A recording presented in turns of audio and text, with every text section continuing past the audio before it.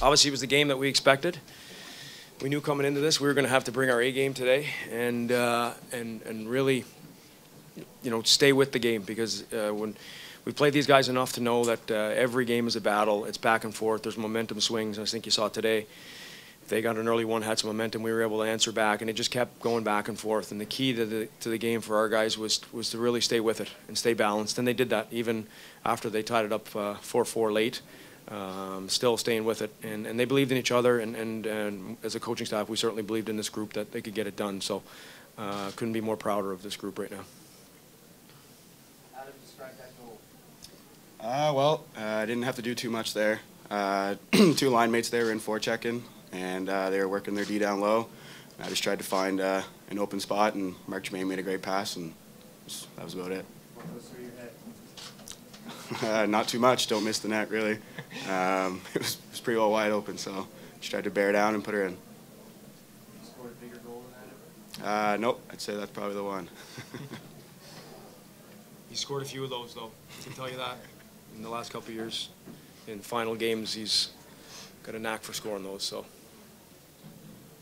Chase, tell me about keeping your boys without you and me trying to get pressure down low and Oxen. Yeah, I think as a goalie, you're trying to stay as calm as you can, and it was easy to stay calm with our guys playing as calm as they did. And I mean, I think we were resilient the whole time. Like Ped said, it wasn't a one-sided game. It was back and forth, and we stayed with it. And no matter what the bounce, we kept plugging away, and we believed in each other.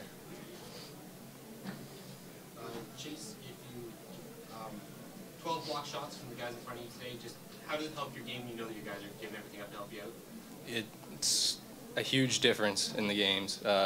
If those 12 block shots would have gone through, it's 12 other scoring chances, and it's a different game. So, I mean, like I said, it was an effort where 22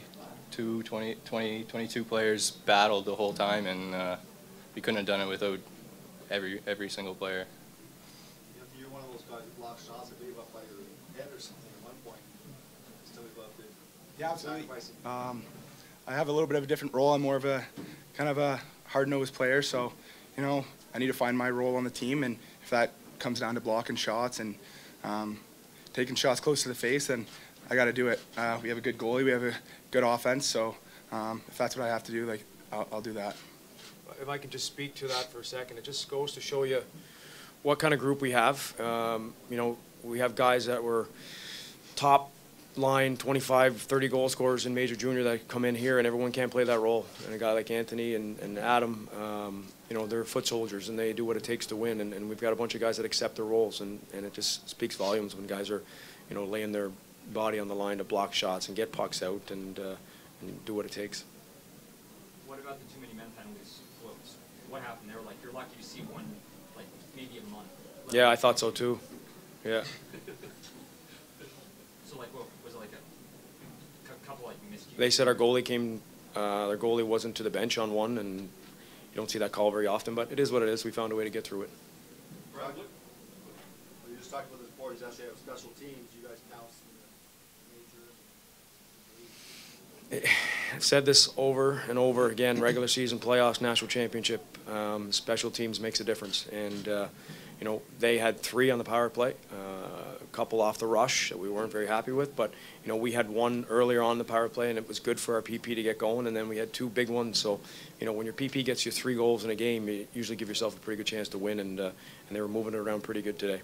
Brian, what did you say to the guys after you and me plays back and ties up 4-4? I mean, that can really put you back on your heels, but you guys didn't seem to back down at all. No. Anything you said? When we had that, I think it was a TV timeout around 5 minutes, and just said, let's just stay with it. Stay with it. It wasn't going to be easy. We knew that, but we have to remember too that this is a veteran group, and like I said the other day, we've got a lot of guys on our team that have been to 3 and 4 of these national championships, so they know that the games are always tight. So there's no sense in tightening up and letting it affect your game negatively. You just got to stay with it and keep pushing. And I think it speaks to the veteran group that we have that, in a situation like that, we didn't fold. We just kept going, saying, we'll find a way to get this done. After the U.S. final, number of your players talk about getting one more chance against UNB. How gratifying it is to make the best of it, I guess.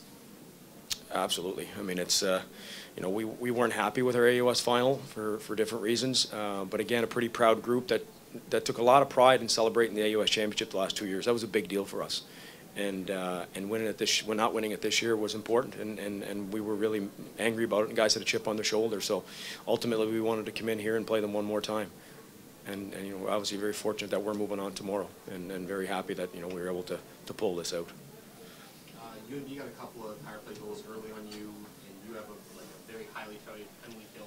How do you regroup the guys in a situation like that when the game's close and your special teams don't seem to be working defensively? It comes back to confidence. Like I've said, you know, our special teams have been our bread and butter all year. We've had the number one. I have a tremendous coaching staff. We've had the number one PK and the number one PP in the country all year, and finished that way. So there's sometimes special teams that comes and it goes. You got to give UNB's power play credit too. There's a lot of skill in that unit.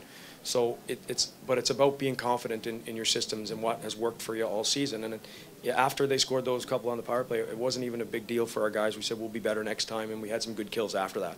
So I think that just goes to show you that in terms of confidence, when your team is confident in those areas, there's going to be ups and downs. It's just sticking with the process.